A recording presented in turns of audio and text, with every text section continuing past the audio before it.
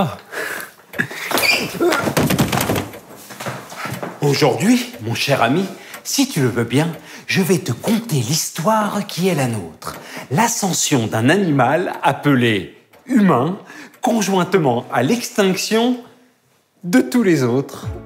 Il y a bien longtemps, Homo sapiens apparaît. Et dès lors, partout où ce grand primate passe, la mégafaune, elle, va disparaître à jamais.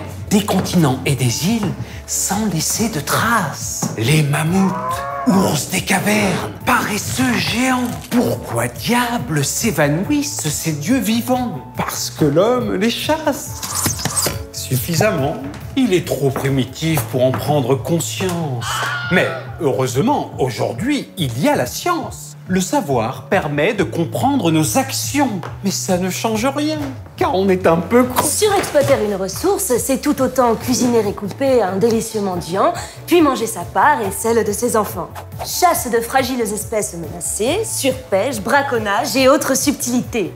Autant d'activités qui réduisent au silence terres et océans, mais remplissent la panse. Plus tard, l'homme finit par franchir l'océan.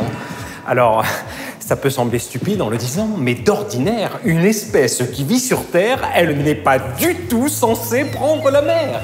Alors là, évidemment, tout est chamboulé.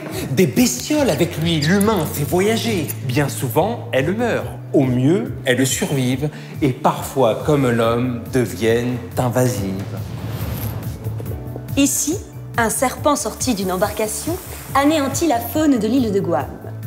Et là, des touristes transportent un champignon qui fauche les chauves-souris de l'oncle Sam. Chaque jour, 10 000 espèces sont déplacées et à chaque seconde décolle un avion qui, en atterrissant, pourrait bien balayer tout un pan de l'histoire de l'évolution.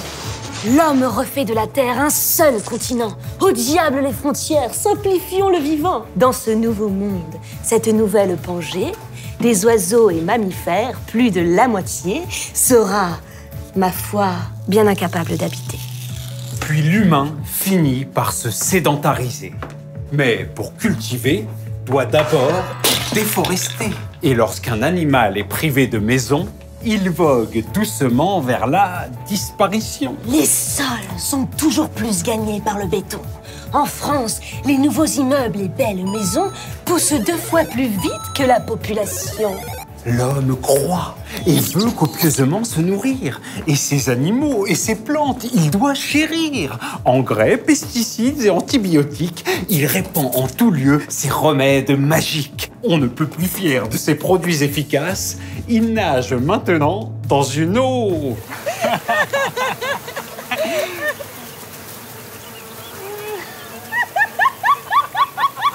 Chimique, plastique, lumineuse ou même sonore, la pollution taquine la faune et la flore, altère sa santé ou sa reproduction et souvent la trucide sans plus de façon.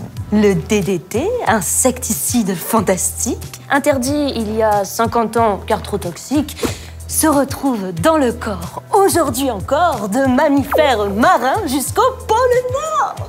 Bonne nouvelle, si l'agrochimie tue défend, son utilisation augmente tous les ans. Empressé de faire ses machines tourner, des matières fossiles, l'homme fait brûler, rejetant le carbone à tort et à travers, créant partout sur Terre une ambiance d'enfer. Le climat se réchauffant très légèrement, le vivant pour s'adapter doit se déplacer. Mais nos villes, nos grandes routes ou même nos champs sont autant de frontières qui vont l'arrêter. L'humain est devenu aujourd'hui si puissant qu'il en vient à modifier en un rien de temps les cycles bio-géochimiques de la Terre, ce qu'aucun autre être vivant n'avait su faire. Et l'empreinte de l'homme est devenue si forte que d'une nouvelle ère il a forcé les portes.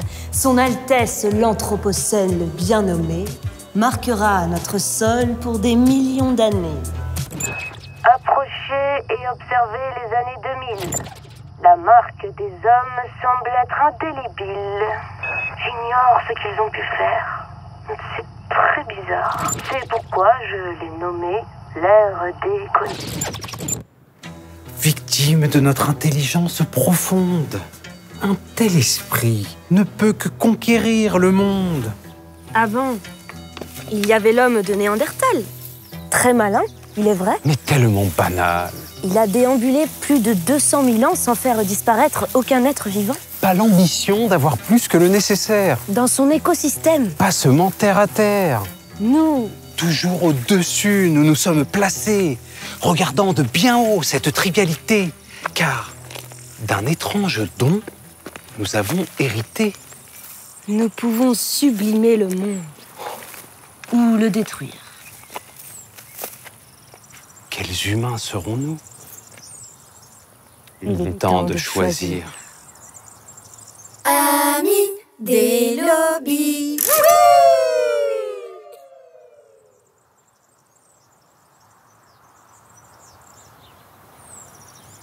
Tu veux un burger?